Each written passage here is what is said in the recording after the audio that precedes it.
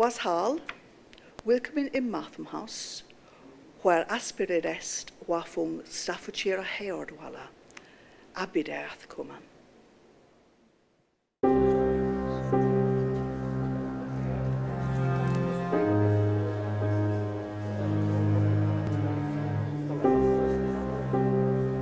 It's an unparalleled collection of 7th century Saxon metalwork, and it's going to revolutionise what we know about the metalwork of this period. Well, the hoard is incredible. I mean, just the idea of over 1,500 individual pieces, 6 kilograms in weight, or is it 6.5, got 5 kilograms of gold. I mean, these are all unprecedented figures. There's never been a find from this era like it.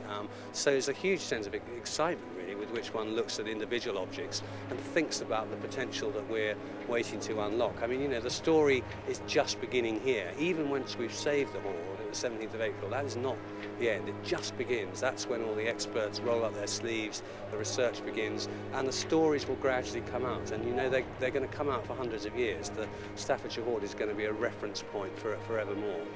My first sort of knowledge of them was through photographs that Duncan, our Finds Liaison Officer, sent through by email, and I was completely bowled over by them. I realised that this was an completely unprecedented hoard. What's so interesting about it is that we just don't know of any other hoard of this period, of this kind. So it's a completely new type of thing, and I think it's astonished everyone who's come to hear about it, and we're still really at the very early stages of actually trying to understand what it is, or what it represents, who buried it, when it was buried, why it was buried. Those are things that we are only really just beginning to get to grips with.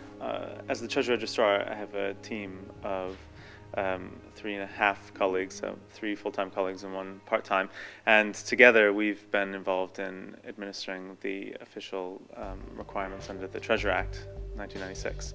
So once it was reported to the coroner, and Kevin Leahy did the report for us, we submitted all the paperwork to the coroner, and as the museums wanted to acquire it, we told him that we needed an inquest into it, and we needed him to officially find a treasure.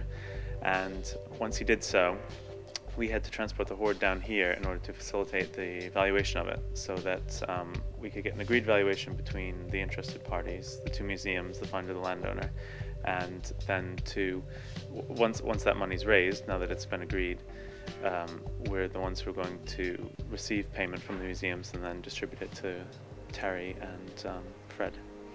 So the hoard came down to the British Museum in October, so that the valuers who work for the Treasure Valuation Committee could look at it.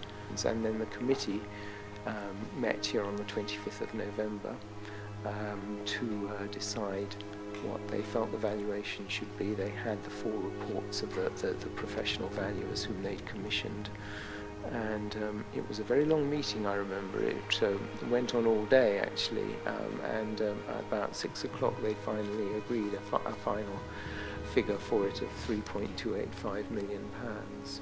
We also needed to work on cataloguing the find, because anything that's like this, that is made of gold or silver and more than 300 years old, has to be reported under the Treasure Act.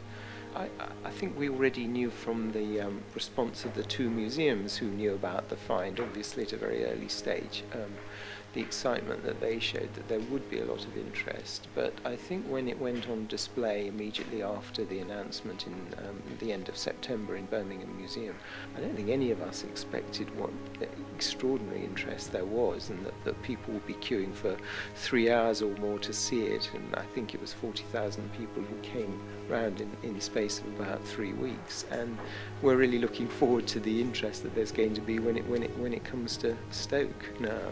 I think it's going incredibly well. The awareness level far exceeds what we'd expected. Just last week we had the 3 leaders of the great political parties in the country giving their support. Rather unprecedented, actually, that there's one single issue that they could all agree on. That's just the start of it, really. I really don't think it's an exaggeration to say that the whole nation is behind this campaign. Everyone wants these works to be saved for Birmingham and Stoke, so we're delighted to be running the campaign. although there's lots of Anglo-Saxon and early medieval material throughout the country, and particularly here in the British Museum, I think the important thing is for it now to go not just to England, but to the region where it came from. We've really seen, again, this is another thing that surprised us, was the tremendous response from the public in Birmingham when it went on display, and I anticipate that the reaction in Stoke is going to be just as immense. It's the British Museum, of course, we get lots of people coming and visiting it, and it's a great deal of interest, but it is a more of a cosmopolitan international crowd, and people who just perhaps are passing through the museum and see the objects, are interested in them and interested in their story. But the people in Stoke and Birmingham, in that region, it's really quite significant to them. I mean, why it was buried there, I really honestly don't know. It's just, it's something that we still don't really understand, and there's an awful lot more work to be done, I think, before we can, for example, at the moment, we don't really know within 50 years when it was buried. So trying to work out that's going to be a very interesting exercise. Some of the objects have bits of wood in them, and possibly some leather as well. Now those can be dated actually by radiocarbon dating, so that will be very interesting to see what comes out of that. I don't think that it was the it was the sort of spoils of a battle, which is one of the ideas. Although we have lots and lots of objects that come from weapons, from swords, from sword hilts, sword fittings. I think that the objects had been quite carefully removed from those swords and the sword hilts, and quite carefully packed away, and then buried in that field. I think one theory is that it was actually a royal treasury, which I think is quite a possible idea, because the amount of gold we've got here is enormous.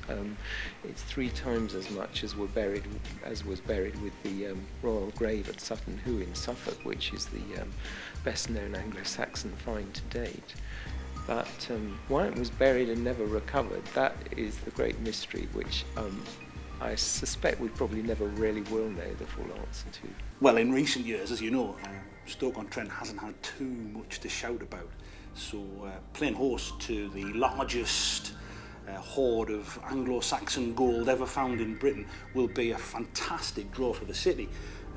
Obviously, we, the Sentinel, would like people to put their hands in their pockets, to donate as much as they can afford to help establish a permanent base for this hoard at the Potteries Museum. But more than that, we want local people to come in their thousands, in their tens of thousands, to come and see what is truly a brilliant exhibition. Well, actually, there's nothing like putting their money where their mouths is. So we want them to talk the campaign up, we want them to talk to their friends, we want them to convert people to the cause, but we want their money too. And I think, you know, the enthusiasm that begins in Stoke will radiate around the region and out into the UK as a whole. So it's a very, very important moment, the opening of the Stoke exhibition, there's no doubt about that.